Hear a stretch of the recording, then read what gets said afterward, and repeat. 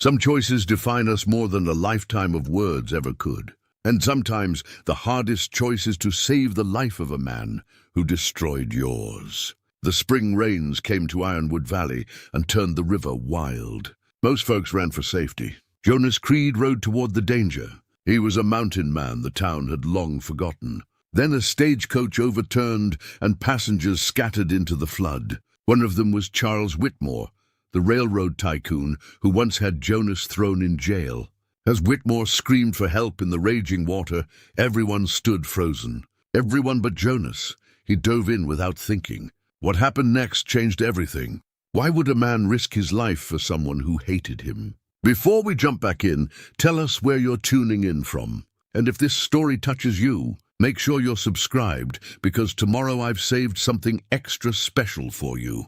Ironwood Valley sat cradled between two mountain ranges like a secret the earth had kept for itself. The town had grown up around the bend of the Clearwater River, where the water ran cold and clear most of the year, and the cottonwoods grew thick enough to provide shade through the hottest summers. It was the kind of place where a man could know his neighbors by the sound of their footsteps on the boardwalk, where children grew up swimming in the same swimming holes their fathers had, where the rhythm of life moved slow and steady as the seasons themselves.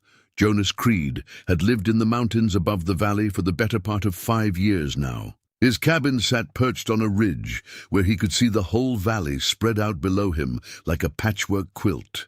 The farms with their neat fences, the main street with its row of storefronts, the church steeple rising white against the green of the surrounding forest. He'd built the cabin himself, cutting each log and notching them with care, chinked the walls with mud and moss to keep out the winter cold. It wasn't much, but it was his, and that meant something after losing everything else most mornings. Jonas would stand on his porch with a cup of coffee, watching the sun climb over the eastern peaks and spill gold across the valley floor. He'd watch the smoke rise from chimneys as families started their cook fires, see the distant figures of men heading to the mill or the mine, watch the stagecoach make its way along the rutted road that connected Ironwood to the wider world beyond the mountains. He was close enough to see it all, far enough that no one had to see him. The isolation suited him fine. He had his traps to check, game to hunt, a small garden that gave him what vegetables he needed. Once a month, maybe twice when supplies ran low, he'd ride down to Old Ruth's general store for flour, coffee, salt, and whatever other necessities he couldn't provide for himself. Those trips into town were exercises in endurance. He'd hitch his horse outside Ruth's store, keep his hat pulled low, and move through his business as quickly as possible while folks whispered and stared.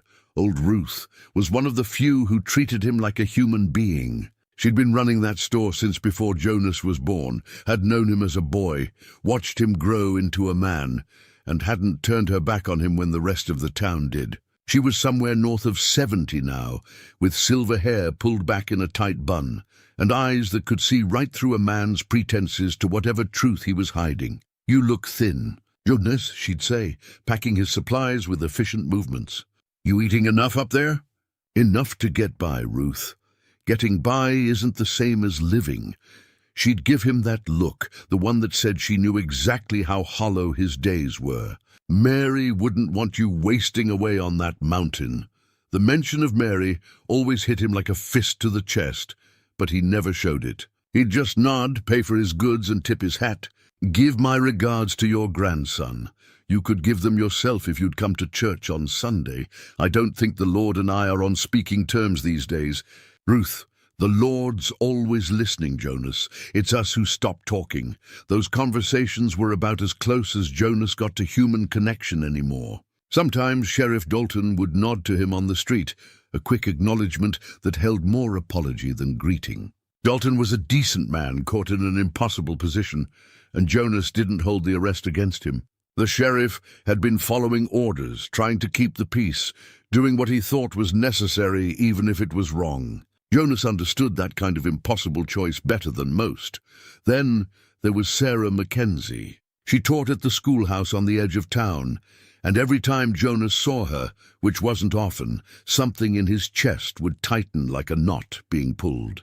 They'd been engaged once, years ago before the railroad came, and everything fell apart. Her father was a banker who'd invested heavily in Whitmore's railroad expansion, and when the accusations against Jonas started flying, he'd given Sarah an ultimatum: the engagement or her inheritance. She'd chosen security over love, and Jonas had never blamed her for it. A woman alone in the West had few options and fewer safety nets. Still, sometimes when their eyes met across the street, he could see the regret there, could see that she'd paid her own price for that choice. The town itself had changed in the 5 years since Jonas had retreated to the mountains. The railroad had come through just as Whitmore promised, bringing prosperity to some and ruin to others. New businesses had sprung up along the main street, a hotel for traveling businessmen, a telegraph office, even a small bank. The population had nearly doubled, and not all the new faces were friendly. There were railroad men who swaggered through town like they owned it, which in a way they did. There were speculators who'd bought up land cheap and were waiting for the right moment to sell it dear. There were men who'd come west not to build something, but to take what others had built. Charles Whitmore himself had been in Ironwood Valley for the past 3 weeks, staying at the hotel while he oversaw some new expansion of his railroad empire. Jonas had seen him from a distance, a tall man in an expensive suit, silver-haired and commanding, the kind of man who expected the world to rearrange itself for his convenience. He traveled with an entourage of lawyers and engineers and sycophants, held court in the hotel dining room, and treated the townspeople like subjects in his kingdom. Jonas had stayed away from town during Whitmore's visit, had no desire to lay eyes on the man who'd destroyed his life. In his saddlebag, wrapped in oilcloth and hidden at the bottom, was the tin star he'd worn as deputy. He'd been proud of that badge once, proud to serve and protect, proud to be a man the community trusted. Now it was just a piece of tarnished metal, a reminder of everything he'd lost. His reputation, his future, his wife. Mary had been the best part of him. She'd been a small woman with dark hair and laughing eyes, the daughter of a homesteader who taught her to be tough and tender in equal measure. She could birth a calf, mend a fence, shoot straight enough to bring down a deer, and still make a home feel warm just by being in it. They'd married young, bought a piece of land with every penny they could scrape together, and started building their dream, a ranch where they'd raise cattle and children, where they'd grow old together watching the seasons turn. Then the railroad surveyors came through and decided Jonas's land was exactly where they needed to put a junction. Whitmore made an offer, less than a third of what the land was worth. Jonas refused. A week later, he was arrested for trespassing on railroad property, for stealing company equipment, for threatening workers. None of it was true, but Whitmore had money for lawyers and witnesses who'd swear to anything for the right price. Jonas had his word and nothing else. He'd spent 3 months in jail while Mary struggled to hold on to the ranch alone. By the time Sheriff Dalton finally released him, the charges dropped for lack of evidence. Though the damage was done, Mary had taken ill. Fever, the doctor said, brought on by exhaustion and worry. She died 2 days later, and Jonas had held her hand the whole time, whispering apologies she was too far gone to hear. The ranch was seized for unpaid taxes. Jonas's reputation was ruined. The community that had known him his whole life now looked at him with suspicion and fear. So he'd taken what little he could carry and gone up into the mountains, where at least the silence was honest. Now, 5 years later, he stood on his porch, watching dark clouds gather over the western peaks. The spring rains had been heavy this year, heavier than anyone could remember. The snowpack in the high country was melting fast, and the clear water was running high and mean. Jonas had seen floods before. The valley got them every few years when conditions were right. But something about the weight of these clouds, the thickness of the air, the way the birds had gone quiet, told him this was going to be worse than usual. He should have stayed on his mountain, should have secured his cabin, brought his horse into the lean-to, and waited out whatever was coming. That would have been the smart thing, the safe thing. But Jonas Creed had never been good at choosing safety over what was right, and somewhere deep in his bones, He felt that the valley was going to need every able-bodied man before this storm was through. So he saddled his horse, a sturdy Appaloosa mare named Dancer, checked his rifle, and started down the mountain trail toward Ironwood Valley. The first drops of rain hit his face as he rode, cold and hard as thrown pebbles. By the time he reached the valley floor, the sky had opened up and the world had turned to water. The rain came down in sheets so thick Jonas could barely see 10 feet ahead. It wasn't the gentle spring rain that coaxed flowers from the ground. This was something biblical, something angry. The drops hit hard enough to sting exposed skin, and the wind drove them sideways, so no amount of shelter offered protection. Lightning cracked across the sky in jagged white scars, and the thunder that followed shook the ground beneath Dancer's hooves. Jonas guided his mare along the main road toward town, but the road was already disappearing under rushing water. What had been wagon ruts this morning were now streams, and the streams were joining together into something larger and more dangerous. He could hear the clear water roaring even over the storm, a sound like freight trains colliding, and he knew without seeing it that the river had already jumped its banks. As he rounded the bend that gave view to the town, Jonas pulled Dancer to a halt. The valley had transformed into something he barely recognized. Water covered the low-lying fields, swallowing fences and turning pastures into lakes. The main street was a river itself, with water flowing fast enough to carry debris, broken lumber, a chicken coop, someone's front door. People were scrambling for higher ground, some wading through waist-deep water with children on their shoulders. Others already safe on the upper floors of buildings, watching helplessly as their lives floated away. Then Jonas heard it, screaming, high-pitched and terrified, coming from the direction of the river crossing. He kicked Dancer into motion, and the mare responded despite her fear, splashing through the flood toward the sound. The townsfolk were running that way too, Sheriff Dalton among them, but they were moving against the current and making slow progress. Jonas saw the stagecoach before he understood what had happened. It was tilted at a crazy angle near the riverbank, one side buried in mud, the other pointing skyward. The horses that had been pulling it were gone, either drowned or run off, and the driver was clinging to the top of the coach, rain and river water streaming over him. But it was the passengers Jonas focused on, the 3 figures struggling in the water below, 2 of them, a woman in a blue dress and a younger man who might have been her son, were being pulled toward shore by a couple of brave townsmen who'd waded out as far as they dared. But the 3rd passenger had been caught by the full force of the current. The clear water had him, and the clear water wasn't giving him back without a fight. The man flailed in the water, his arms thrashing, his head going under and coming back up as he gasped for air. He was wearing expensive clothes. Jonas could see that even from a distance, a fine suit that was now soaked and heavy, pulling him down. Around his neck was a gold chain, and even in his panic, the man kept one hand pressed to his vest pocket as if protecting something there. Jonas had been in enough fights to know when a man was losing. This man was losing. Another minute, maybe 2, and the river would have him for good. Sheriff Dalton had reached the riverbank, along with a dozen other men. They were shouting, pointing, but no one was moving. Jonas understood why.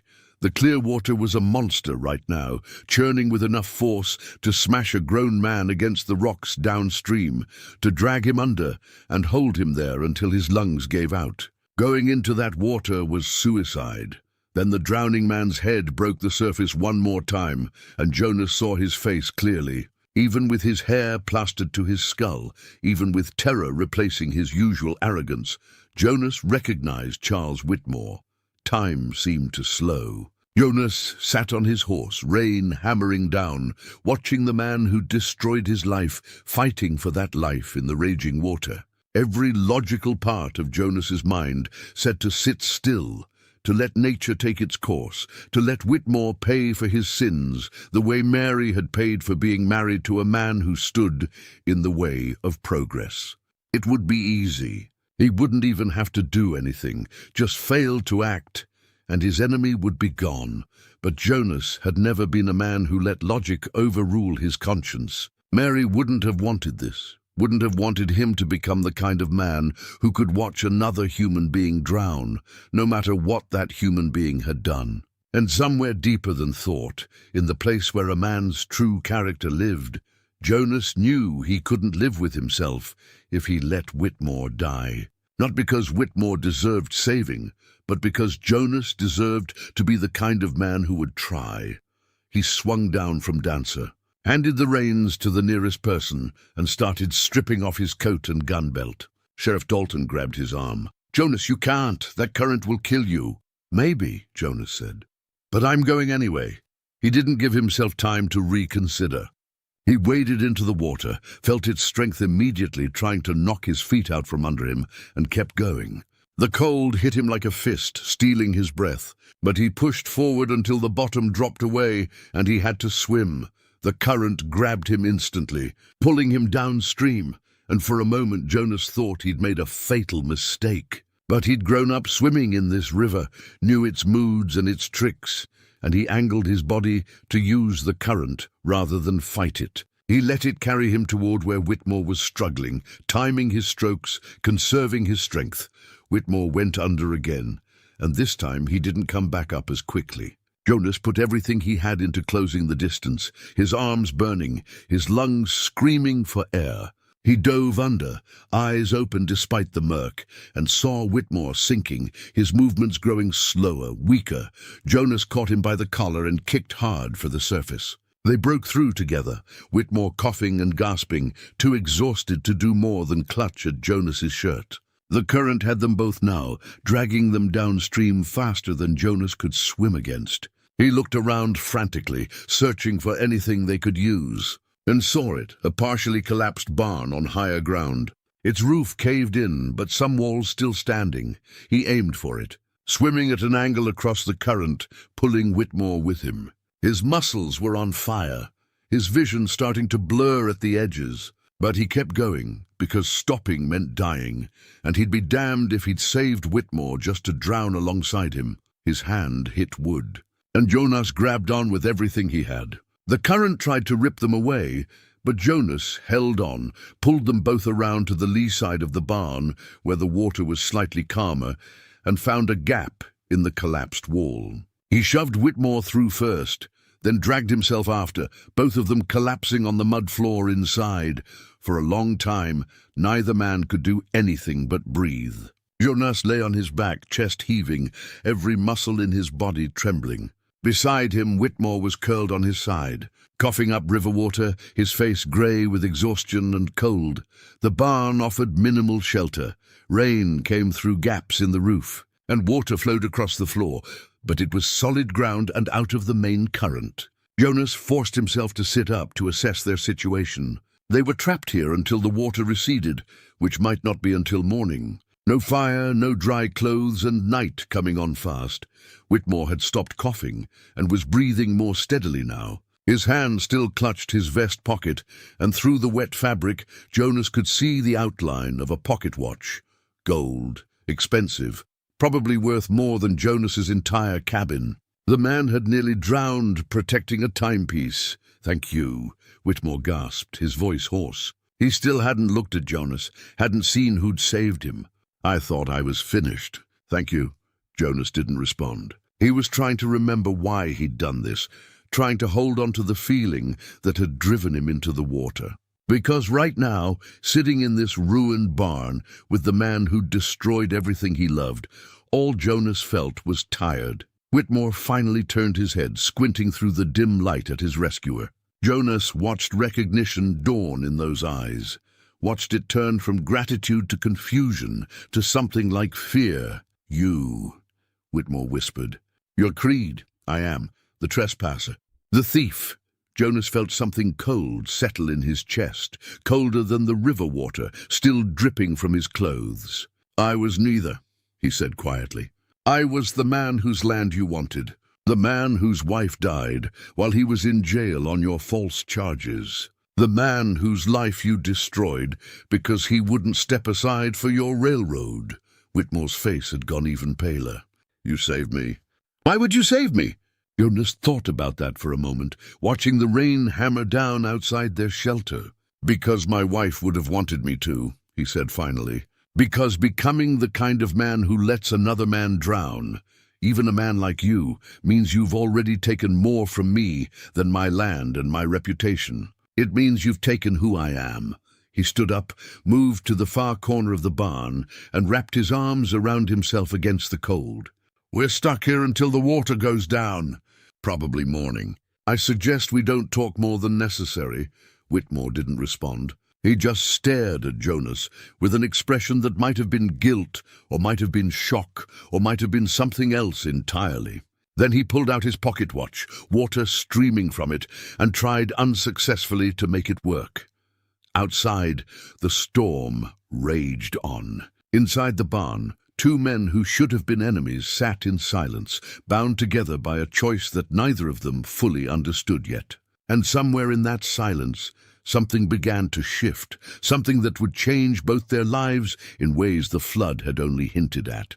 The night crawled by with agonizing slowness. Jonas found some old burlap sacks in a corner of the barn that were only partially soaked, and he used them to create a makeshift bedding area away from the worst of the water seepage. His clothes were drenched, and the temperature was dropping as night settled in. He could feel his body starting to shake with cold, but there was nothing to be done about it. No dry wood for a fire, no shelter from the wind that whistled through the gaps in the barn walls. Whitmore had pulled himself into a sitting position against the far wall, still clutching that pocket watch like it was a lifeline. In the dim light that filtered through the storm clouds, Jonas could see him shivering violently, his lips taking on a bluish tinge. Pride or shock kept the man silent, but Jonas could read the signs of hypothermia setting in. They both needed warmth, and they needed it soon. "Take off your jacket," Jonas said, his voice cutting through the sound of rain. Whitmore looked at him with confusion. "What?" "Your jacket and vest. They're soaked and they're pulling heat from your body faster than you can make it. Take them off. I'll freeze. You'll freeze faster if you keep them on. Trust me or don't. But I've spent enough winters in these mountains to know what cold can do to a man."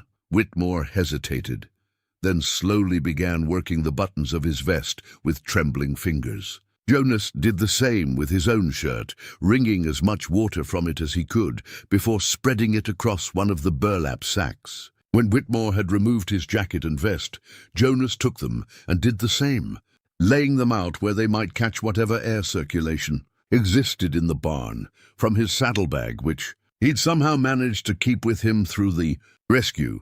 Jonas pulled out a small bundle wrapped in oilcloth. Inside was jerky, hardtack, and a piece of cornbread that old Ruth had pressed on him during his last visit to town. The oilcloth had kept most of it dry. He broke the cornbread in half and held one piece out to Whitmore. "Eat. Your body needs fuel to stay warm." Whitmore took the cornbread with a mumbled thanks and bit into it. They ate in silence, the simple act of chewing and swallowing requiring more effort than it should have. When the food was gone, Jonas pulled the least wet burlap sack around his shoulders like a shawl and settled back against the wall. "We should share body heat," Jonas said matter-of-factly. "Survival isn't about pride. It's about making it to morning. I'm fine where I am. Suit yourself." Another hour passed. The shaking got worse for both of them. Finally, Whitmore's pride broke, and he moved closer to Jonas, not quite touching, but near enough that their combined body heat created a small pocket of warmth between them. Neither man spoke, but the simple act of accepting help seemed to cost Whitmore something. As the night wore on and exhaustion began to override discomfort, Whitmore finally broke the silence. "I don't understand," he said quietly. "Why did you do it? Why save me?" Jonas didn't answer right away. He was watching the rain through a gap in the wall, thinking about Mary, about the ranch they'd built, about the life that had been stolen from them. "You have children, Whitmore?" The question seemed to surprise him. "No, I was married once, but there were no children. Mary and I wanted children, planned for a whole house full of them. She used to carve these little wooden toys, horses and dolls, and put them in a trunk for the babies we'd have someday." Jonas paused, his throat tight. "After she died, I found that trunk, opened it up and saw all those toys she'd made, all those dreams she'd had." He pulled something from his saddlebag, a small wooden horse, beautifully carved despite its rough materials, smooth from being handled. Started making them myself after that. Don't really know why. Maybe to feel close to her. Maybe to keep that dream alive somehow, even though it'll never come true. Whitmore looked at the horse, then at Jonas. That's why you saved me? Because of wooden horses. I saved you because watching a man die when I could stop it would have meant letting you take something else from me. Something more important than land or reputation.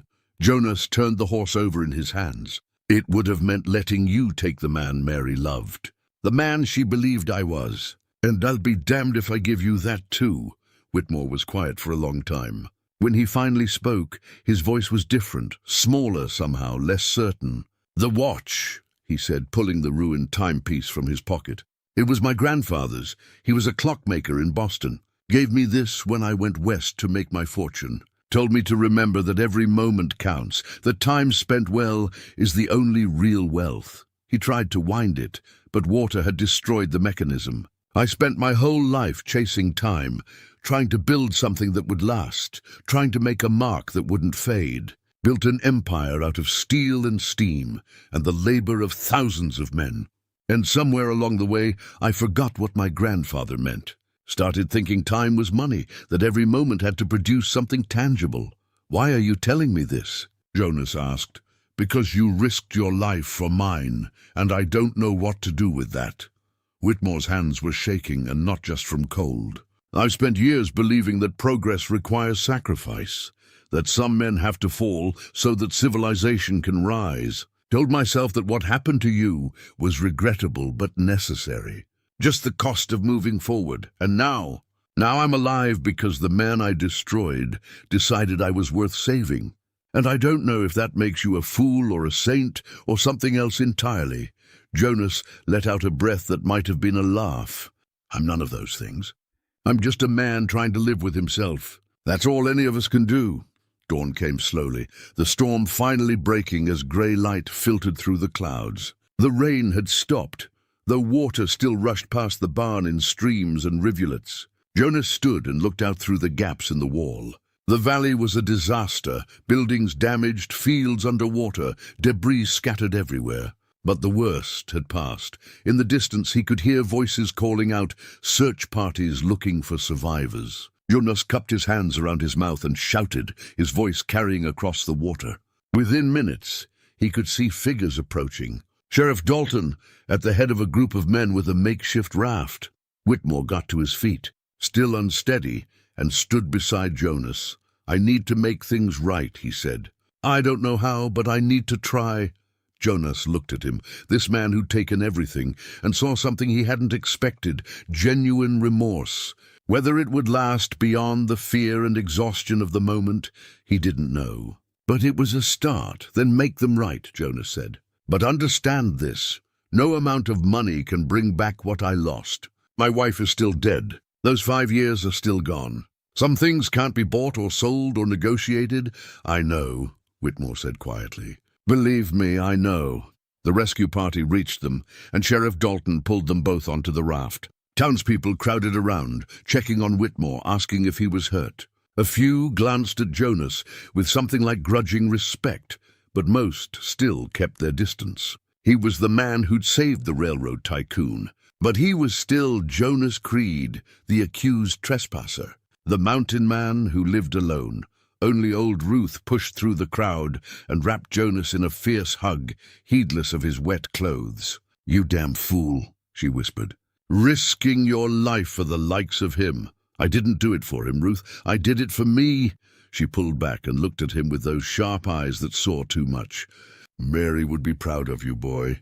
Jonas nodded, not trusting himself to speak. As the raft carried them back toward town, he looked at Whitmore, who was being fussed over by his associates and doctors. Their eyes met briefly, and something unspoken passed between them. Not friendship, not forgiveness, but acknowledgement. The storm had forced them together, and in that crucible, something had begun to change.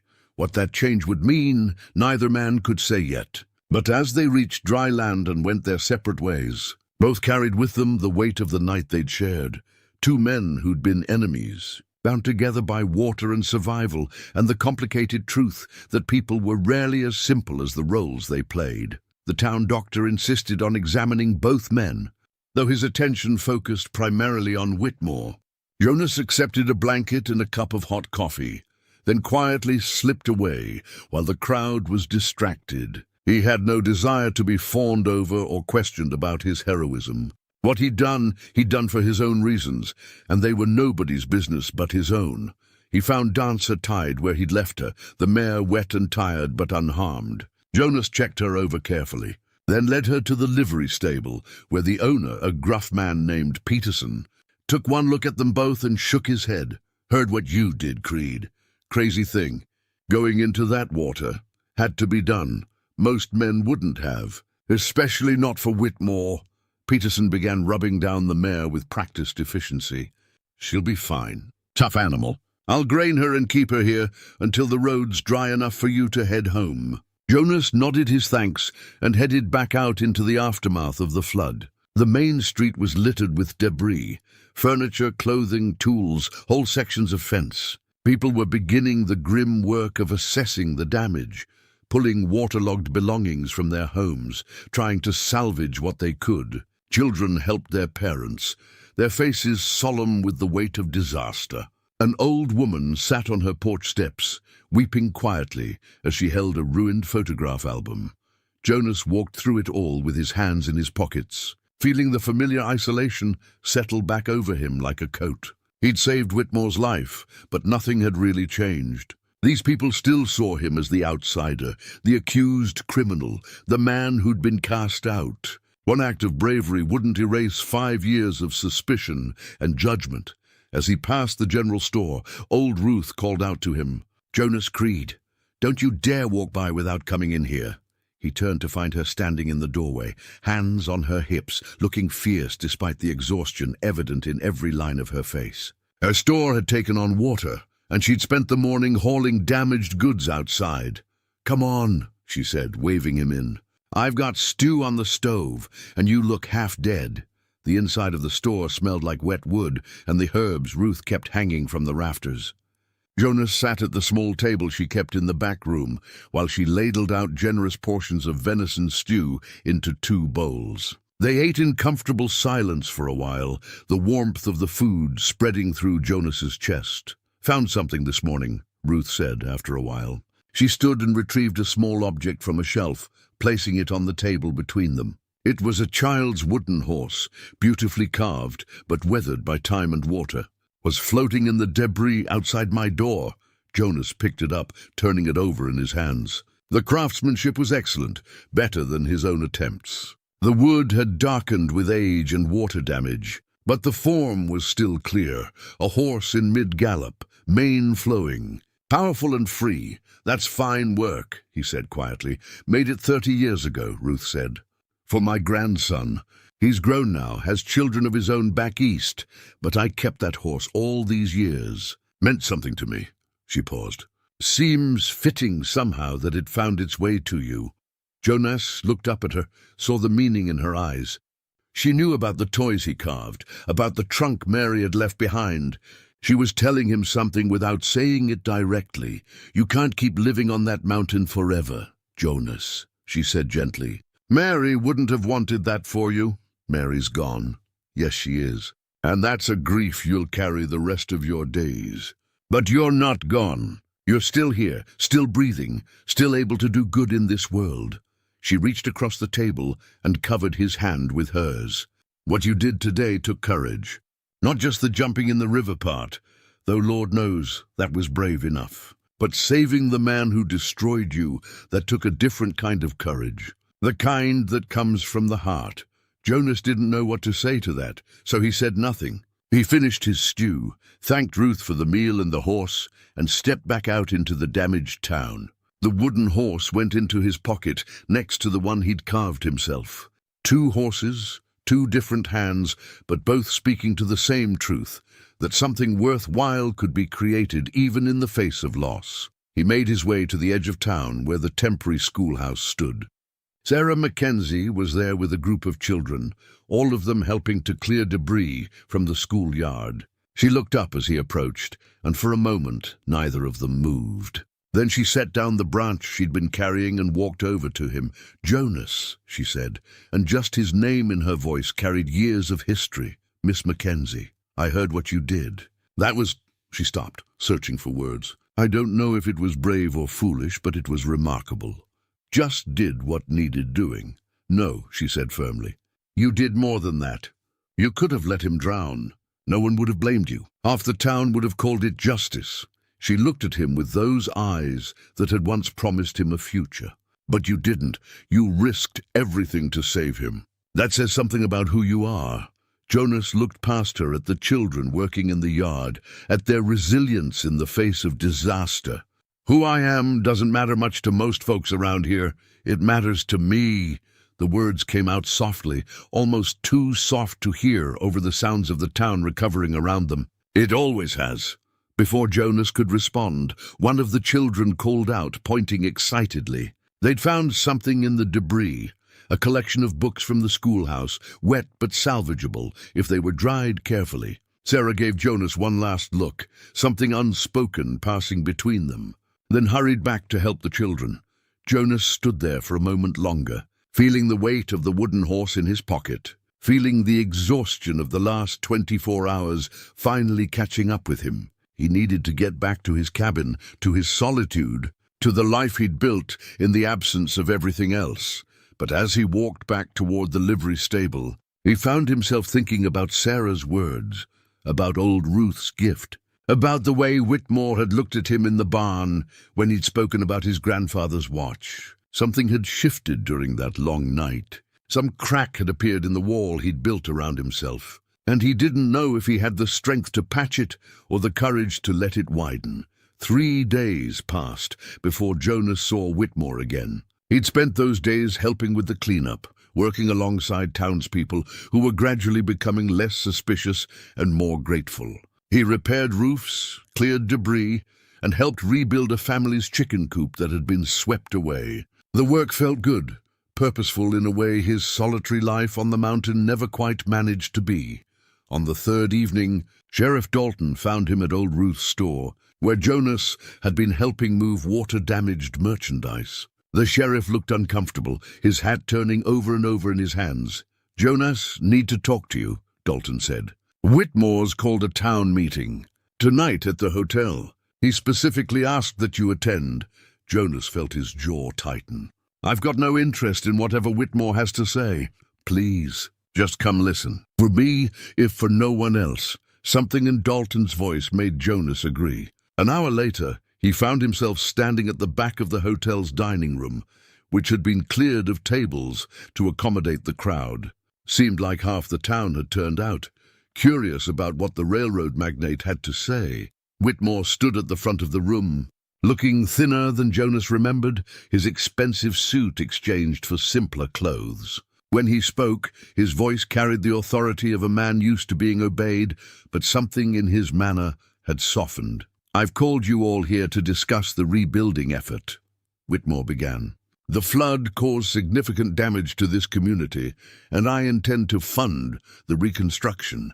New buildings where needed, repairs to existing structures, compensation for lost livestock and crops." A murmur ran through the crowd. This was the Whitmore they expected, generous but controlling, helping but always with strings attached. "However," Whitmore continued, and something in his tone made everyone go quiet, "I want to address something more important, something personal."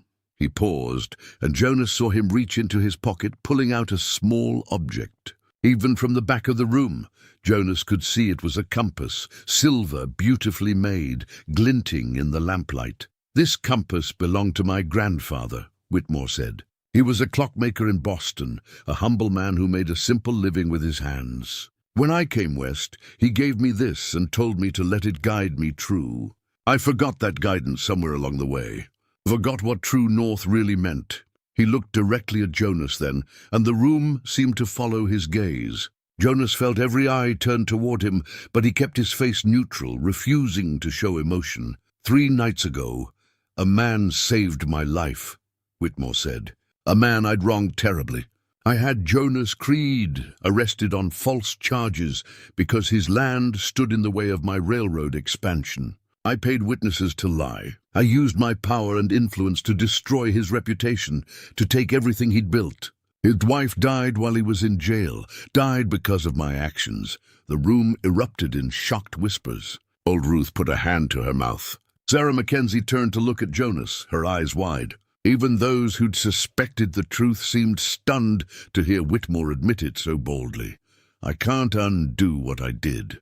Whitmore continued, his voice steady, despite the emotion Jonas could hear beneath it. I can't bring back Jonas's wife. I can't return the 5 years he spent in isolation, cast out by a community that should have stood by him. But I can tell the truth, and I can try to make amends. He produced a sheaf of papers from inside his jacket. These are the original documents related to Jonas Creed's case. The forged testimonies, the falsified records, the legal manipulations my lawyers used. I'm turning them over to Sheriff Dalton. The charges against Jonas Creed are officially dismissed, and his name is cleared in the public record. Sheriff Dalton stepped forward to take the papers, his face grave. Jonas felt something loosen in his chest. Vindication, maybe, or just exhaustion at carrying the weight of false accusations for so long. Furthermore, Whitmore said, I'm transferring the deed to Jonas's original property back to him, along with significant financial compensation for his losses. But Jonas, he looked directly at Jonas again. I know money can't fix what I broke, so I'm proposing something else, something I hope might mean more. The room had gone completely silent. Jonas could hear his own heartbeat in his ears. I'm asking you to teach me, Whitmore said. Teach me what real wealth looks like, what community means, what it's like to build something with your hands instead of other people's labor. I want to spend time living as the workers on my railroad live. I want to understand what I've failed to see for 30 years. Jonas found himself walking forward before he'd made a conscious decision to do so. The crowd parted to let him through until he stood face to face with Whitmore. He could see the older man was afraid, not of physical harm, but of rejection, of having his offer refused. Why? Jonas asked quietly. Why now? Why this? Because in that barn, when we were cold and exhausted and stripped of everything but our basic humanity, I saw something I'd forgotten existed. I saw grace, undeserved, unearned grace. Whitmore's voice cracked slightly. You saved me when you had every right to let me die. That's been eating at me every moment since. I don't know if I can ever be worthy of that grace, but I want to try. Jonas thought about Mary, about the life they'd planned, about the dreams that had died with her. He thought about the 5 years he'd spent alone, hardening himself against the world. And he thought about what she would have wanted. Not vengeance, not even justice exactly, but the possibility of redemption. 1 month, Jonas said finally. You live like a worker for 1 month. Hard labor, simple food, no luxury. You do that, truly do it without complaint or special treatment, and I'll consider your apology sincere. Done, Whitmore said immediately. And one more thing, Jonas added. Whatever compensation you're offering, half of it goes to a fund for families affected by railroad expansion, families like mine who lost everything. You don't get to buy your way clear of this. Agreed. They stood there for a moment, 2 men who'd been enemies, now bound by something neither quite understood. Then Whitmore extended his hand. Jonas looked at it for a long moment before taking it. The handshake was firm, neither man backing down, but there was an understanding in it. This was a beginning, not an ending. The crowd erupted in conversation as Jonas turned and walked out of the hotel. He needed air, needed space to process what had just happened. Sarah caught up with him on the street, slightly breathless. Jonas, wait. That was... She stopped, searching for words. I can't believe he admitted it all. After all these years. Doesn't change what happened, Jonas said. No, but it changes what happens next. She touched his arm gently. You could have humiliated him in there. Could have refused his offer, made him look like a fool. But you didn't. What good would that have done? That's what I've always loved about you. Sarah said softly. "You've never confused justice with cruelty, even after everything." Jonas looked at her, really looked at her for the first time in years. She was older now, tiny lines around her eyes, but still beautiful in the way that came from strength of character rather than simple youth. "You made your choice years ago, Sarah. Can't fault you for it. You did what you had to do." "I know, but that doesn't mean it was the right choice. Just the safe one." She took a breath. "What I'm trying to say is, if there's ever a chance for me to make a different choice, I'd like to take it." Before Jonas could respond, they were interrupted by a group of townspeople wanting to talk to him, to apologize for their doubts, to thank him for his heroism. Jonas endured it as long as he could, then excused himself and made his way back to the livery to collect Dancer. But before he could leave town, old Ruth found him one more time. She pressed something into his hand, a beautiful quilt, folded carefully, the colors still vibrant despite its age. "This was Mary's," Ruth said. "She made it the winter before she died. Asked me to hold on to it for her. Said she wanted to give it to the community when the time was right. I think the time is right now. You give this to Whitmore when he starts his month of simple living. Remind him what real wealth looks like." Jonas unfolded a corner of the quilt and saw the intricate stitching, the care that had gone into every seam. This was hours and hours of Mary's time, her love woven into fabric. Tears pricked at his eyes, but he blinked them back. "She'd like that," he said hoarsely. "Using it to teach instead of keeping it locked away. That's what I thought." Ruth hugged him fiercely. "You're a good man, Jonas Creed. Don't you forget it." As Jonas rode Dancer back up the mountain trail that night, the quilt carefully packed, in his saddlebag alongside the wooden horses and the tarnished tin star, he felt the weight of the past few days settling over him. Everything had changed, and nothing had changed. Whitmore's confession had cleared his name, but it couldn't bring back Mary or the years they'd lost. The offer of compensation was generous, but money had never been what Jonas wanted. What he wanted, he realized as he reached his cabin and looked out over the darkened valley, was what he'd had before Whitmore had taken it away. A sense of purpose, of belonging, of being part of something larger than himself. The question now was whether that could be rebuilt, or if some things, once broken, stayed broken forever. Whitmore began his month of humble living on a Monday morning. Jonas had arranged for him to stay in a worker's cabin near the mill, a single room with a cot, a stove, and little else. No servants, no fine meals, no comfort beyond what a laborer could afford on railroad wages. Jonas showed up at dawn to collect him, finding Whitmore already dressed in work clothes that looked stiff and new. The tycoon's hands were soft, uncalloused, and Jonas knew they'd be bleeding before the week was out. "We start with the basics," Jonas said. "Splitting wood, hauling water, maintaining your living space, then we'll move on to real work." The first day was brutal. Jonas set Whitmore to splitting logs for the mill, showing him the proper technique once before stepping back to watch. Whitmore attacked the work with determination, but no skill, his swings awkward, his aim poor. By noon, his hands were blistered and his shoulders were shaking with exhaustion. Jonas called a break and handed him a simple lunch, bread, cheese, and water. "This is what your workers eat," Jonas said, "every day, while you dine on steak and wine in hotel dining rooms." Whitmore ate without complaint, though Jonas could see the awareness dawning in his eyes, the understanding that this wasn't a single day's adventure but a month of relentless physical demand. As the days passed, Jonas watched Whitmore transform.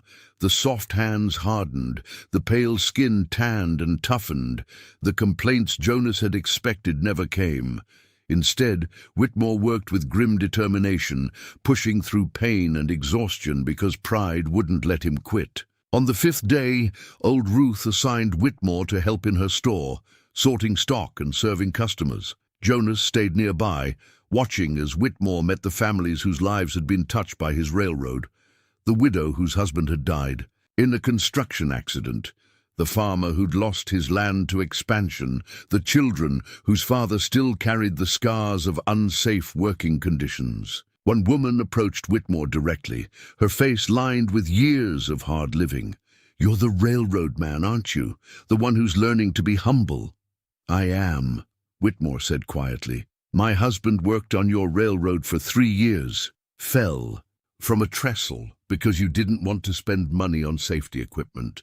Left me with 4 children and no income." She looked him straight in the eye. "What are you going to do about that?" Jonas stepped forward, but Whitmore waved him back. "I can't give you back your husband, Mom, but I can tell you that I'm changing the safety standards on all my railroads. And I'm establishing a fund for families like yours, families who've paid the price for my negligence. Money doesn't bring him back. No, it doesn't. And I'll carry the weight of that for the rest of my life." The woman studied him for a long moment, then nodded curtly and walked away. Jonas saw Whitmore's hands shaking as he returned to his work, saw the tears the man was fighting to keep back. That evening, Jonas brought Mary's quilt to Whitmore's cabin. The tycoon was sitting on his cot, his body clearly aching, his expression distant. "This was my wife's," Jonas said, handing him the quilt. "She made it the winter before she died, spent hours on it, every stitch done with care." Whitmore unfolded the quilt carefully, his rough hands catching on the delicate fabric. The pattern was simple but beautiful, stars and flowers interwoven in blues and golds. "It's remarkable," Whitmore whispered. "That's real wealth," Jonas said. "Time and care woven into something meant to be shared, not hoarded. Mary made this knowing she wouldn't be around to see it used. She made it anyway because that's what love does. It gives without counting the cost." Whitmore ran his fingers over the stitching, and Jonas saw something break in the man's face. He sat down heavily, the quilt clutched in his hands, and for the first time since Jonas had known him, Charles Whitmore wept. Not quiet tears, but deep, wrenching sobs that came from somewhere ancient and wounded. Jonas sat beside him and let him cry. There was nothing to say, nothing that would make this easier. Whitmore had to feel the full weight of what he'd done, had to sit with the grief of the lives he'd damaged and destroyed. Only then could he begin to change. When the tears finally stopped, Whitmore looked at Jonas with red-rimmed eyes. "I had a wife once," he said hoarsely. "Elizabeth. We were young when we married, full of dreams. I promised her I'd build something great, something that would last. But somewhere along the way, building the empire became more important than building a life with her." He wiped his face with the back of his hand. "She left me 15 years ago. Took nothing but her clothes and a photograph of what we used to be. I told myself she was weak, that she didn't understand what I was trying to accomplish. But the truth is, I chose steel and money over flesh and love. And I've been alone ever since. Why did you keep going?" Jonas asked. "After she left, why keep building? Because stopping would have meant admitting I'd made the wrong choice. As long as I kept moving forward, kept acquiring more land and laying more track, I could tell myself it was all worth it." Whitmore laughed bitterly. "You know what I've discovered this past week? It wasn't worth it. Not any of it." They sat in silence for a while, the quilt spread across both their laps. Around Jonas's neck, beneath his shirt, hung Mary's wedding ring on its cord. He pulled it out now, letting it catch the lamplight. "I wear this to remember," Jonas said. "Not just Mary, but what matters. Love, connection, being part of something real." He looked at Whitmore. "Your grandfather's compass was supposed to guide you true. Maybe it's time you figured out what true north really is." Whitmore nodded slowly, his fingers still tracing the patterns in Mary's quilt. "Will you teach me? Really teach me, not just how to split wood or haul water, but how to be the kind of man who makes something like this. The kind of man who builds with love instead of ambition." "I can try," Jonas said. "But you've got to want it more than you've ever wanted anything. And you've got to be willing to keep wanting it even when it's hard, even when every instinct tells you to go back to what you know." "I want it," Whitmore said firmly. "God help me, I want it." The next 2 weeks were a revelation. Jonas introduced Whitmore to the rhythms of community life, the barn raisings where neighbors help neighbors, the church suppers where food was shared freely, the quiet evenings where people gathered to talk and laugh without agenda or ambition. Whitmore learned to carve wood, sitting beside Jonas on the porch while children played nearby.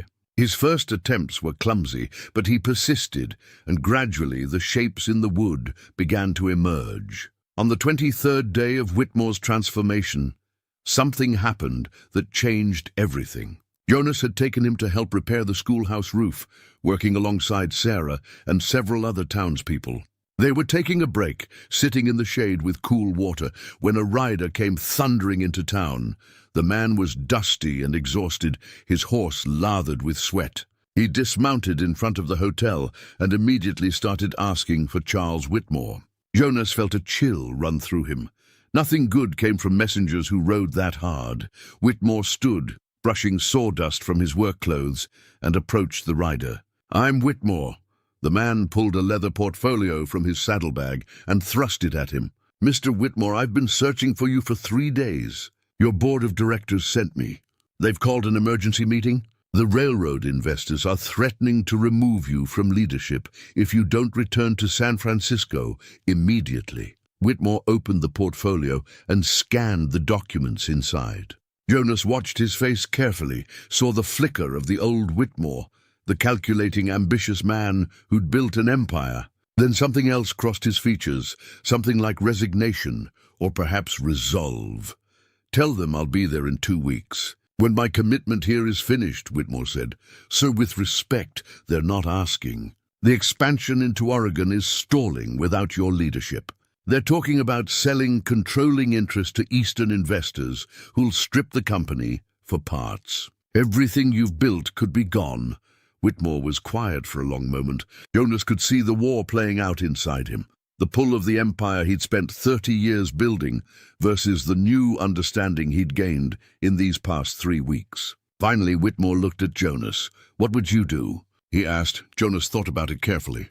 "I'd ask myself which loss I could live with. Losing the company or losing the man you've been trying to become. That's not a fair choice. Life rarely is." Whitmore turned back to the messenger. "Tell them I'll be there in 5 days. I need to finish something here first." When the messenger started to protest, Whitmore's voice took on a note of steel. 5 days, not negotiable. The messenger rode off, leaving an uncomfortable silence behind. The townspeople who'd been working on the roof had all stopped to watch, and Jonas could feel the tension in the air. Would Whitmore revert to his old ways now that his empire was threatened? Or would the transformation hold? That evening, Jonas found Whitmore in his cabin, surrounded by papers and documents that had been delivered with the portfolio. The man looked older somehow, the weight of difficult decisions evident in every line of his face. "I need to tell you something," Whitmore said without preamble. "Something I should have told you before, but I was ashamed." Jonas sat down, waiting. "When the railroad survey first came through this valley 5 years ago, I was on that survey team," Whitmore began. "I saw your ranch, saw you and Mary working together. You had what looked like a perfect life, simple, honest, happy, and I envied it. More than that, I resented it." He pulled something from the stack of papers, an old photograph, faded and creased. He handed it to Jonas. The image showed a younger Whitmore standing with survey equipment, and in the background, barely visible but unmistakable, were Jonas and Mary outside their ranch house. Mary laughing at something Jonas had said. "I took this photograph," Whitmore said.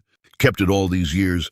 Sometimes I'd look at it and tell myself that what you had was an illusion, that real success looked like what I was building. But the truth is, every time I looked at this photograph, I felt the weight of what I'd lost when Elizabeth left me." Jonas stared at the photograph, seeing himself and Mary as they'd been, young, in love, full of hope. The pain of it was almost physical.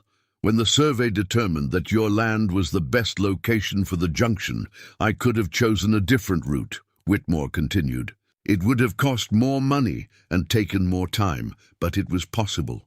Instead, I chose your land specifically because I wanted to destroy what you had. If I couldn't have that kind of happiness, why should you?" The confession hung in the air between them. Jonas set the photograph down carefully, his hands shaking slightly. This was worse than he'd thought. Not just a business decision, not just collateral damage in the name of progress, but deliberate cruelty, born of envy. "Why are you telling me this now?" Jonas asked, his voice tight. "Because you deserve to know the truth, all of it. And because I've been lying to myself, thinking that what happened to you was just a consequence of ambition. But it wasn't. It was malice." Whitmore's voice broke. "I destroyed your life because seeing your happiness reminded me of everything I'd thrown away. And I've been carrying that guilt like a stone around my neck ever since." Jonas stood and walked to the window, looking out at the darkening valley. Behind him, he could hear Whitmore's ragged breathing, the man clearly expecting anger, possibly violence. Instead, Jonas felt something else, a terrible, clarifying understanding. "The night in the barn," Jonas said slowly. "You said you didn't know if saving you made me a fool or a saint. I think I finally know the answer." He turned back to face Whitmore. "I'm neither. I'm just a man who chose not to let your sickness infect me. You were poisoned by envy and loss, and you tried to poison me with it by taking everything I had. But I'm still here, still capable of being decent, still capable of seeing another human being in distress and helping them. That's not sainthood, that's just refusing to let you turn me into what you were." Whitmore was weeping again, silently this time. "What do I do now? How do I live with what I've done?" Jonas thought about Mary, about the 5 years of isolation, about all the might-have-beens that would never be. Then he thought about the past 3 weeks, about watching this broken man try to rebuild himself into something better. "You live with it by making different choices going forward," Jonas said finally. "You go to San Francisco and you fight for your company, but you fight as the man you've been becoming, not the man you were. You use that empire to do right by people, instead of using people to build that empire. What if I can't? What if the pressure, the stakes, the old patterns are too strong? Then you'll fail. But you'll fail trying, which is better than not trying at all." Jonas picked up the photograph and looked at it one more time before handing it back to Whitmore. "Keep this, not as a trophy or a reminder of what you destroyed, but as a reminder of what matters. Every time you're tempted to choose empire over humanity, look at this and remember." The next 3 days were a whirlwind of activity. Whitmore completed his month of humble living, though the circumstances were now changed by the looming crisis in San Francisco. He helped finish the schoolhouse roof, spent time with each of the families he'd wronged, and made concrete plans for the compensation fund he'd promised. On the final evening before his departure, Whitmore stood before the town once more, this time in the small church that served as the community's gathering place. His appearance had changed dramatically, the soft, pampered tycoon replaced by a lean, sun-weathered man with calloused hands and humbled eyes. "I came here a month ago with the intention of buying my way clear of my sins," Whitmore began. "I thought I could apologize, write some checks and move on. Jonas Creed taught me something different. He taught me that real wealth isn't measured in money or land or power. It's measured in the love we give, the connections we forge, the difference we make in other people's lives." He paused, pulling something from his pocket, the silver compass. "My grandfather gave me this and told me to let it guide me true. I lost my way for 30 years. Now I'm trying to find it again. Tomorrow, I return to San Francisco to fight for my company, but I'm fighting as a different man than the one who left. And if I fail, if they strip everything away, I'll come back here with empty pockets and full hands, ready to build something real." He looked directly at Jonas. "This man saved my life twice, once in the flood and once in the 3 weeks that followed. I owe him a debt I can never repay.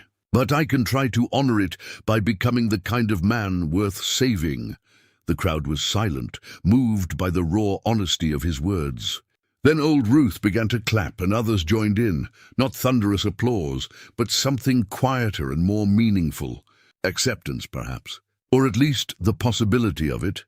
After the gathering dispersed, Jonas walked with Whitmore back to the hotel where he'd be staying his last night before the journey to San Francisco. At the door, Whitmore turned and extended his hand once more. "I don't know if I can hold on to what I've learned here," he said honestly.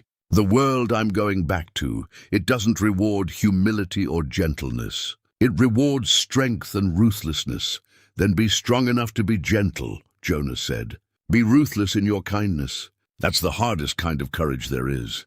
They shook hands, and Jonas walked away into the night, leaving Whitmore to face whatever came next. As he passed the schoolhouse, he saw Sarah waiting on the steps. "Do you think he'll really change?" she asked. "I think he wants to. Whether he can is another question entirely. You gave him a chance. That's more than most would have done." Jonas sat down beside her on the steps, looking up at the stars emerging in the darkening sky. "Mary used to say that people deserve the chance to surprise you, to be better than you think they can be. I'm trying to live by that even when it's hard." Sarah took his hand, and they sat there in comfortable silence. Two people who'd found their way back to each other through flood and forgiveness and the complicated work of becoming who they were meant to be. 2 weeks passed, with no word from Whitmore. Jonas tried not to think about it too much, tried to focus on his own life and the changes happening in Ironwood Valley. The town was healing from the flood, buildings repaired, crops replanted, a sense of normalcy slowly returning. More importantly, Jonas felt himself healing too. The isolation that had protected him for 5 years was gradually giving way to connection. He'd started spending more time in town, helping where he was needed, accepting invitations to meals and gatherings. The wooden horses he carved were distributed to children throughout the valley, bringing joy in a way that felt like honoring Mary's memory rather than mourning it. And Sarah, she was there more and more often, conversations stretching into evenings, hands finding each other in quiet moments. The possibility of a future together becoming more real with each passing day. Then one morning, a telegram arrived at the general store, addressed to Jonas Creed. Old Ruth brought it to him personally, her face concerned. "Telegraph operator said it came from San Francisco," she said. "From Whitmore." Jonas opened it with shaking hands. The message was brief. "Coming back. Bringing trouble with me. Prepare town. 3 days." C.W. Jonas showed the telegram to Sheriff Dalton, who immediately called an emergency meeting of the town council. By that evening, word had spread through Ironwood Valley like wildfire. Whitmore was returning, and he was bringing trouble. "What kind of trouble?" asked Peterson, the livery stable owner. "Railroad men. Armed guards." "The telegram doesn't say," Jonas replied. But Whitmore wouldn't warn us unless it was serious." Old Ruth spoke up from her seat near the back. "That man promised us he'd changed. He gave his word he'd use his power to help people instead of hurt them. Maybe we should trust that he meant it." "Trust is earned, not given," said another townsman. "Whitmore's proven what kind of man he is. A month of hard labor doesn't erase 30 years of cruelty." Jonas listened to the debate, torn between his natural caution and the hope that Whitmore's transformation was genuine. Finally he stood. "Whitmore saved my life once," Jonas said quietly. The room went silent. "I know that sounds backwards, given everything he took from me. But in that barn, during the flood, he could have stayed silent about what he'd done. He could have let me believe the comfortable lies. Instead, he told the truth, even knowing it would cost him. That takes a kind of courage most of us never have to find." He paused, choosing his words carefully. "I'm not saying we should trust him blindly. I'm saying we should prepare for the worst, while hoping for the best. Whatever's coming, we face it together as a community. That's what Ironwood Valley has always been about." The council agreed to establish watches at the edge of town to alert everyone when Whitmore and his trouble arrived. Jonas volunteered to coordinate the effort, working with Sheriff Dalton to ensure they'd have advance warning of whatever was coming. Those 3 days felt like the longest of Jonas's life. He spent them preparing, checking weapons, organizing townspeople into defensive positions if needed, making sure families with young children had plans to evacuate to the church on high ground. But he also found himself hoping, despite everything, that Whitmore would prove himself worthy of the grace Jonas had extended. Sarah found him on the second night, sitting on his porch, overlooking the valley. She brought coffee and sat beside him without speaking for a long while. "You're worried," she finally said. "I'm always worried. Comes with the territory of having lost everything once before. But you're also hopeful. I can see it in you, Jonas. You want to believe in him." Jonas sipped his coffee, considering. Mary used to talk about redemption. Not the religious kind exactly, though she had faith enough, but the kind where people get second chances to be better than they were. She believed in that so fiercely, even when people disappointed her. And you're trying to honor that belief. I'm trying. Some days it feels impossible. Most days, actually. But then I think about the alternative. Becoming so hard and cynical that I can't see the possibility of change in anyone. That's not living. That's just surviving. Sarah moved closer, leaning her head against his shoulder. "Whatever happens when Whitmore gets here, you've already shown this town what it means to have integrity. That matters, Jonas. That matters more than you know." On the morning of the third day, the watchers at the edge of town sent up the signal. A group of riders was approaching, at least a dozen, maybe more. Jonas and Sheriff Dalton rode out to meet them, bringing several armed townsmen as backup. What they found was both better and worse than expected. Whitmore led the group, but he looked nothing like the man who'd left 3 weeks ago. His clothes were torn and dusty, his face bruised, one arm bound in a makeshift sling. Behind him rode a mix of railroad workers and a few rough-looking men Jonas didn't recognize. And at the rear, bound and guarded, were 3 well-dressed men, who Jonas assumed were the railroad investors who'd tried to remove Whitmore from power. "Jonas!" Whitmore called out, his voice hoarse. "I need to speak with you, with the whole town. It's important." They brought the group into town, and within an hour the entire community had gathered in the street outside the church. Whitmore dismounted carefully, wincing with pain, and faced the crowd. "I went to San Francisco to fight for my company," he began without preamble. "The board of directors wanted to remove me because my new policies, better worker safety, fair compensation, profit sharing, were cutting into shareholder returns. They brought in Eastern investors who wanted to strip assets and run the railroad the old way. The way I used to run it," he paused, catching his breath. "I fought them, used every legal tool at my disposal, called in every favor I'd accumulated over 30 years in business. But they had more money and more ruthlessness, so I lost. They voted me out, took control of the company, and announced plans to expand the railroad through this valley using the old methods, seizing land, crushing opposition, treating workers like chattel." A murmur ran through the crowd. This was the nightmare they'd feared.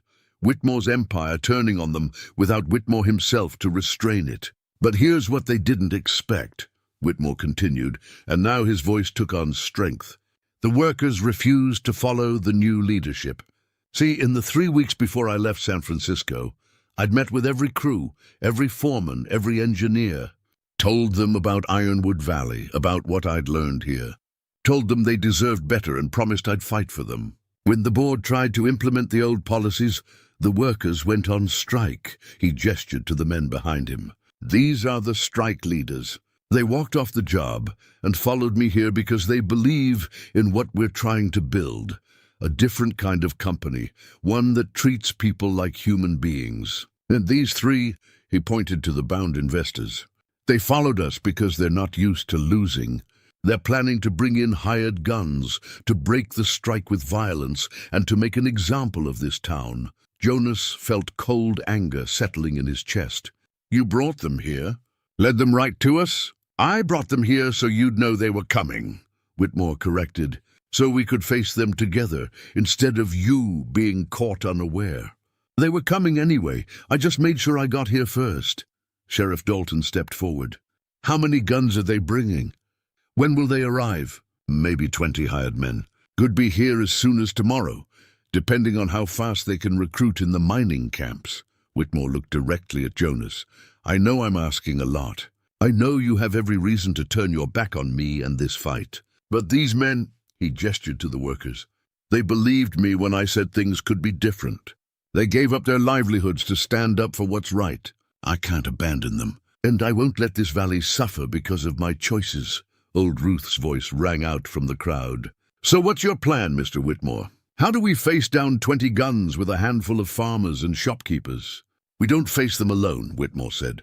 I've sent telegrams to every newspaper in California, telling them what's happening here. I've contacted federal marshals, though they won't arrive in time. And I've offered these investors a choice: back down and accept the new worker protections, or have their reputations destroyed when the world learns they tried to massacre a peaceful town. One of the bound investors, a portly man with an expensive suit, now covered in trail dust, spat on the ground. You're finished, Whitmore. Even if you stop us, there'll be others. You can't change the way business works. Maybe not, Whitmore agreed. But I can try. And if I fail, at least I'll fail doing what's right instead of succeeding at what's wrong. Jonas looked at the crowd, saw the fear in their faces, but also the determination. These were people who'd already survived one disaster together. They could survive another. We need to decide, Jonas said to the town. Do we stand with Whitmore and his workers, knowing it might bring violence to our doorstep? Or do we turn them away and hope the investors leave us alone? The debate was brief but passionate. In the end, it was Sarah who spoke for many when she stood and faced the crowd. These investors see us as obstacles to profit. Whether we help Whitmore or not, they'll come for us eventually. The railroad will keep expanding, keep taking, keep crushing anyone who stands in the way. At least if we stand together now, we have a chance to show them that some things can't be bought or intimidated. A vote was called. By overwhelming margin, Ironwood Valley chose to stand with the workers and with Whitmore. Whatever came next, they'd face it together. Jonas spent the rest of that day organizing defenses with Sheriff Dalton and the former deputies. They positioned men at strategic points around town, created fallback positions, and made sure families had plans for evacuation if things went badly. The railroad workers proved invaluable, many of them veterans of labor disputes, and they shared their knowledge of tactics the hired guns might use. As evening fell, Jonas found himself standing with Whitmore on the ridge above town, looking down at the lights beginning to flicker on in windows below. I'm sorry, Whitmore said quietly. I brought this to your doorstep. You brought yourself to our doorstep bleeding and asking for help, Jonas corrected. There's a difference. The trouble was coming anyway, from what you say. You just gave us warning. I keep thinking about that photograph. The one of you and Mary. You were so happy, so innocent of what was coming. And I destroyed it all, because I couldn't stand seeing what I'd lost, reflected in someone else's joy. Jonas pulled out his tin star, the one he'd worn as deputy all those years ago. In the fading light, it still looked tarnished and worn. Tomorrow, I'm going to pin this back on, not because I forgive everything or because we're friends now, but because someone has to stand between the innocent and the violence. That used to be who I was before you took it from me. Maybe it's time I took it back. Whitmore nodded slowly. If we survive tomorrow, I want to do something. I want to make sure that photograph, not the one of you and Mary, but what it represents. I want to make sure that happiness, that simple joy, that's what the railroad protects instead of destroys. I want to build something Mary would have been proud of. Then survive, Jonas said simply. Survive and keep that promise. That's the only redemption that matters. They stood there as full darkness fell over the valley.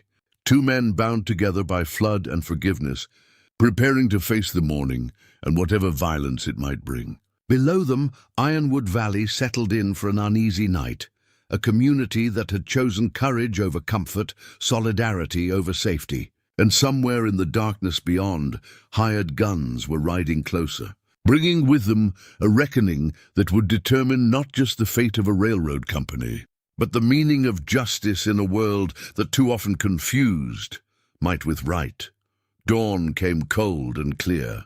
The kind of morning that should have been beautiful, but instead felt heavy with anticipation. Jonas had spent most of the night checking defensive positions, making sure everyone knew their roles. Now, as the sun crested the eastern peaks, he stood in the middle of the main street with Sheriff Dalton, both of them wearing their badges, one tarnished and one polished, but both carrying the same weight of responsibility.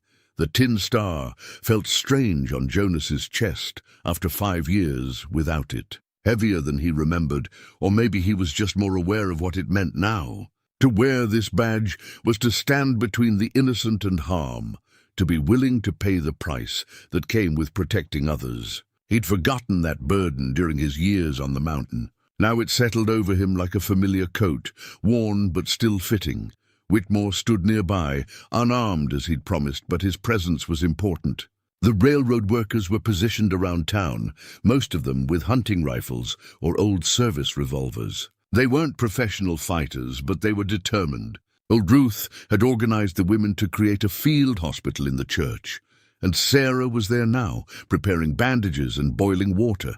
The children had been evacuated to a cave system in the hills that only the locals knew about, guarded by the town's oldest men who were too frail to fight, but still clear-eyed enough to shoot. "They're coming," called out Peterson from his position at the edge of town. 20 riders, maybe more. Armed heavy. Jonas felt his heart rate slow, his breathing become measured. This was the calm that came before violence, the strange clarity that had kept him alive during his years as a deputy. He checked his rifle one last time, made sure his pistol was loose in its holster, and waited. The riders appeared like a dark stain on the horizon, coming on steady and confident. They rode in a loose formation, the kind that spoke of men who'd done this before, who expected intimidation to do most of the work for them. At their head was a man Jonas recognized from wanted posters, Marcus Kane, a notorious strikebreaker who'd left a trail of broken unions and dead workers across half the Western Territories. They stopped about 50 yards from where Jonas and Dalton stood. Kane nudged his horse forward a few more paces, his hand resting casually on his gun belt. "This the town that's harboring stolen property?" Kane called out, his voice carrying easily across the distance. "This is Ironwood Valley," Jonas replied. "And the only thing we're harboring is our right to exist peacefully." "Turn around and there won't be trouble." Kane laughed, a sound without humor. "You wearing a badge, mountain man? Heard about you. Heard you spent 5 years hiding like a coward after your woman died. Now you want to play lawman again?" Jonas felt the words hit like physical blows, but he kept his face neutral. This was what men like Kane did.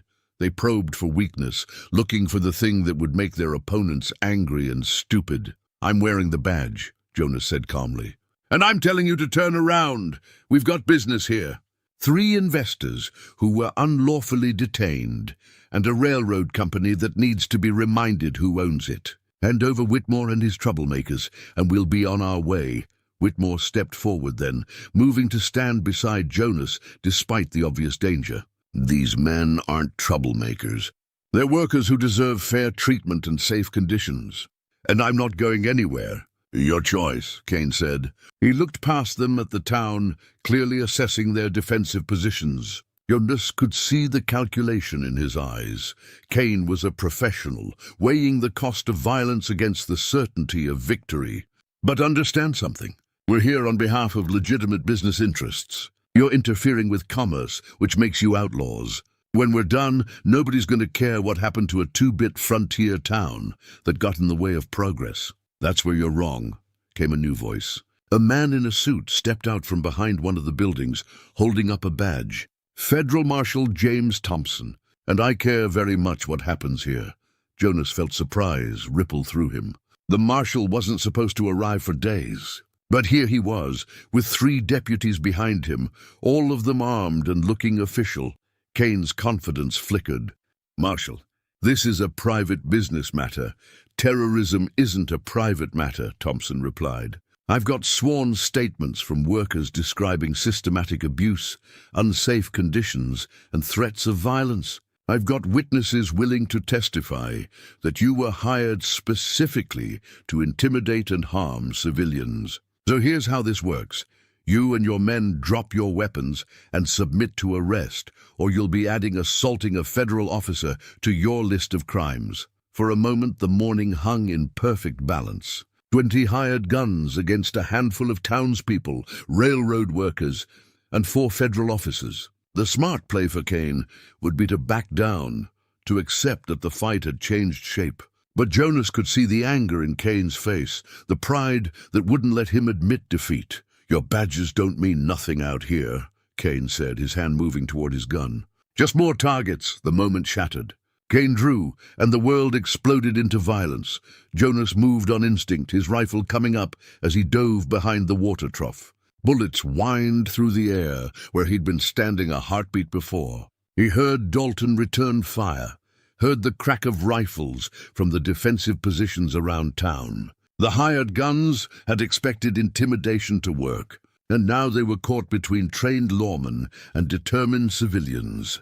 Jonas sighted on Kane, squeezed the trigger, and saw the strikebreaker's hat fly off. Kane dropped from his horse, scrambling for cover behind a wagon. The other hired guns were scattering, some returning fire, others clearly reconsidering their employment choices. "Hold your fire unless they shoot first," Marshal Thompson called out. "Give them the chance to surrender." But Kane wasn't surrendering. He was organizing his men, directing them to flanking positions. Jonas could see the tactical mind at work. Kane was a veteran, and he wasn't going to just run. He was going to make this cost something.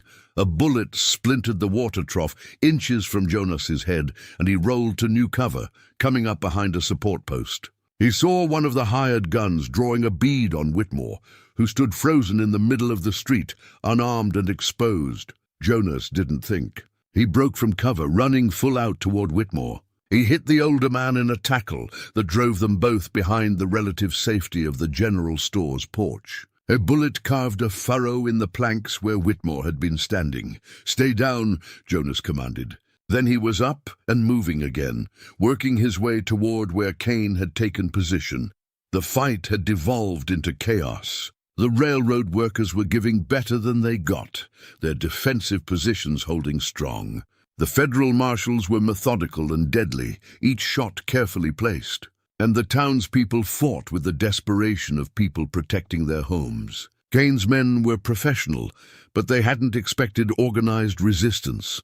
Jonas circled around behind the wagon, moving quiet as he'd learned during his years in the mountains. He could hear Kane directing fire, could see the man's back as he leaned out to shoot.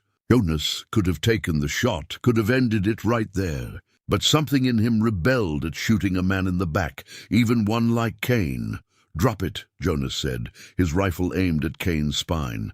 Kane froze, then slowly raised his hands. "Smart move, lawman. You got me."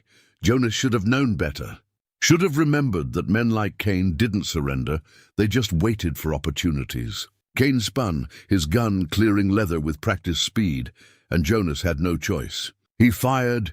The bullet took Kane in the shoulder, spinning him around. Kane's gun discharged, the bullet going wild, and then he was down. Jonas kicked the weapon away and checked the wound.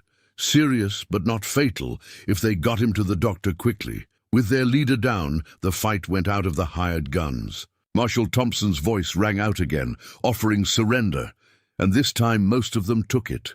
They'd been hired for an easy job of intimidation, not a pitched battle against federal law. Within minutes, 15 men had thrown down their weapons and were being bound by the deputies and railroad workers. 5 others had fled during the confusion, riding hard for parts unknown. Jonas let them go.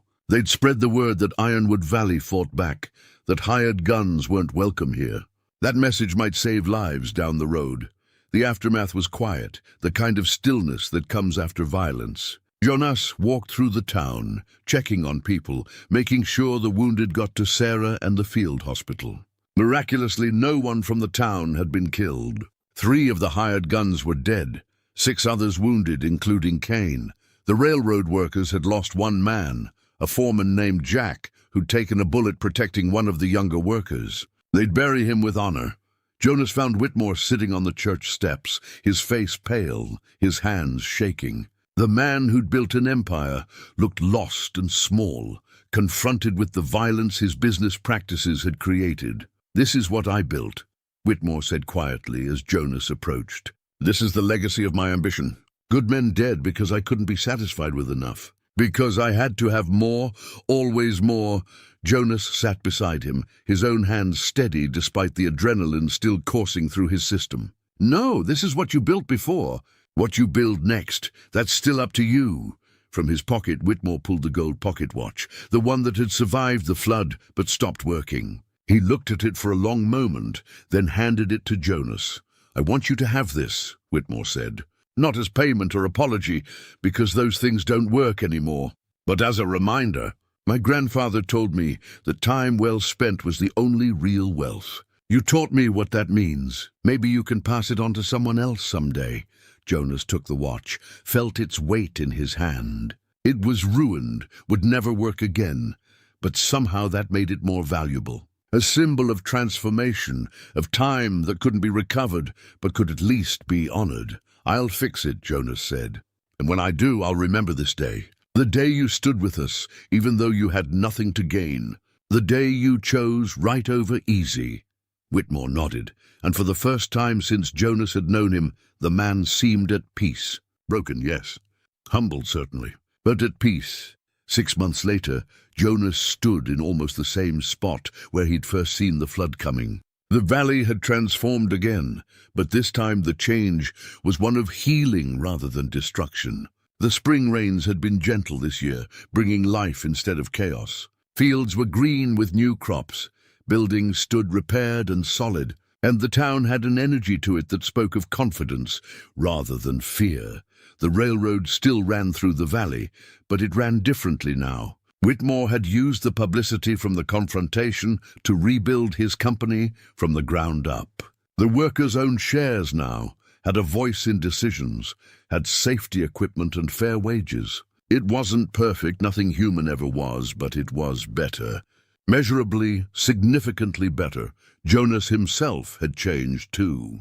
He'd moved down from the mountain, built a small house on the edge of town where he could still see the peaks but be part of the community. He wore the deputy's badge most days, working with Sheriff Dalton to keep the peace. The work felt right in a way it hadn't before, because now he understood both sides, the need for law and the pain of injustice. And Sarah was there with him, had been there through all of it. They'd married in the fall, a quiet ceremony in the church with the whole town present. It wasn't the life he'd imagined with Mary, and he didn't try to make it that. It was something new, built on different foundations, and it was good. On this particular morning, Jonas was working on a project in his small workshop behind the house. The gold pocket watch lay disassembled on his workbench, its gears and springs spread out like the pieces of a puzzle. He'd been learning clockwork from a jeweler in the next town over, determined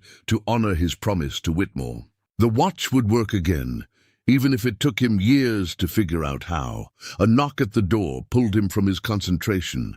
Whitmore stood there, looking healthier than Jonas had seen him in months. The railroad work was still demanding, but it no longer consumed him the way it once had.